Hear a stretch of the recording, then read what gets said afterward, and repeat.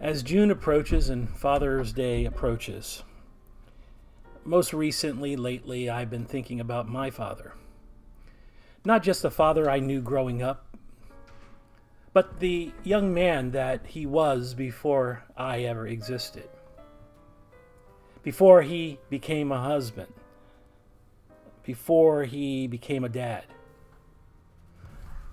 Even before he ever held me in his arms. You see, there was a time when he was simply a young man in his 20s, wearing a U.S. Army uniform. I still wish I had pictures of him in his uniform. I had seen one somewhere a long time ago, but I don't know what happened to it. But imagining him in his uniform, standing in a country that had just come out of war, Japan. And the more I think about it, the more I wonder if my love for Japan began long before I was born. You see, my father loved Japan, and I remember that clearly. Every now and then he would talk about it, and he would talk about his time there. Little stories, small memories, passing comments. At the time, I was young. I really didn't fully understand their importance. I didn't hold on to the details the way I wish I had. Back then, my attention was somewhere else. For me, during that time, back then, I was fascinated by Korea. And that was where my curiosity lived. We'll talk about that in another video. But now, years later, I find myself wishing I had listened more closely, asked more questions, sat longer in those conversations with my dad. Because today, Japan has become the place that I deeply love and respect. And really, I wish he were here so we could talk about it together. It was the late 1940s. World War II had ended, but Japan was still healing. Cities were rebuilding. Families were rebuilding. An entire nation was learning how to move forward. And somewhere in the middle of that moment was my father. A young black man from America, serving in the U.S. Army as a quartermaster. A corporal, responsible for logistics, supplies, and support. He wasn't on the front lines of battle. Rather, he was helping build the world that came after. I imagine his mornings. Boots hitting the pavement, military trucks rumbling to life, clipboards, supply lists, shipments arriving and leaving,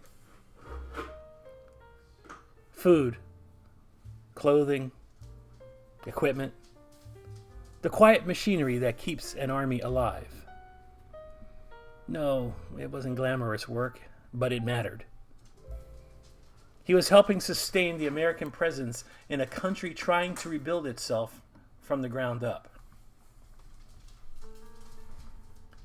And I often wonder what it felt like for him.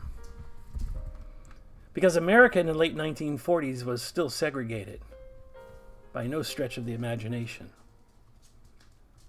Opportunities were limited, and respect was certainly not guaranteed, not guaranteed at all. Yet many black soldiers in Japan experienced something unexpected. Curiosity, kindness, a sense of being seen differently. And I wonder if my father felt that shift. If Japan offered him a perspective he couldn't find back home.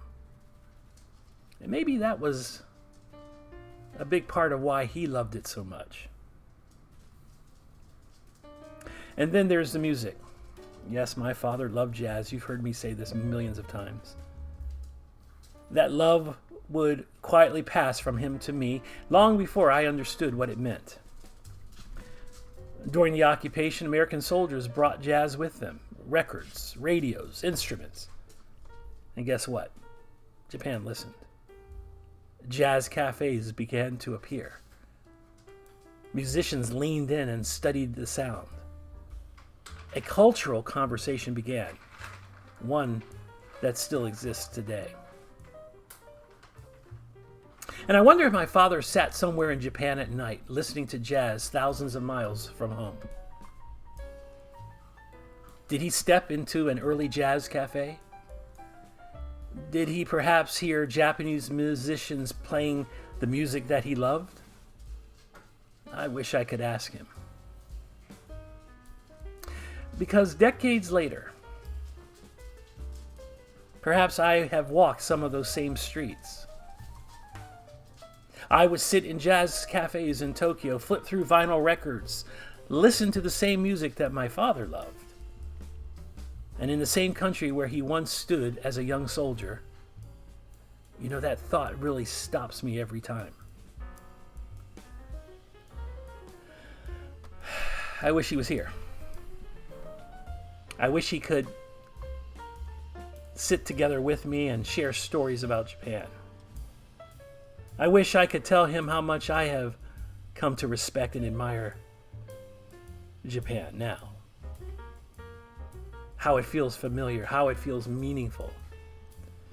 I wish I could hear his stories again, this time with older ears and a deeper heart. I wish I could hear his stories again and know what he felt, what he saw, what stayed with him. My father came to Japan as a soldier, but I came to Japan as a jazz lover. Two different journeys, two different generations, yet somehow the destination is the same.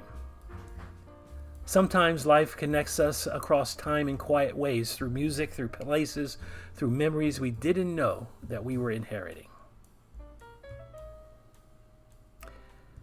Maybe my journey to Japan didn't begin with me. Maybe it began with him. And every time I hear jazz in Japan, I feel like I'm listening to my father. This is Japan Rhapsody.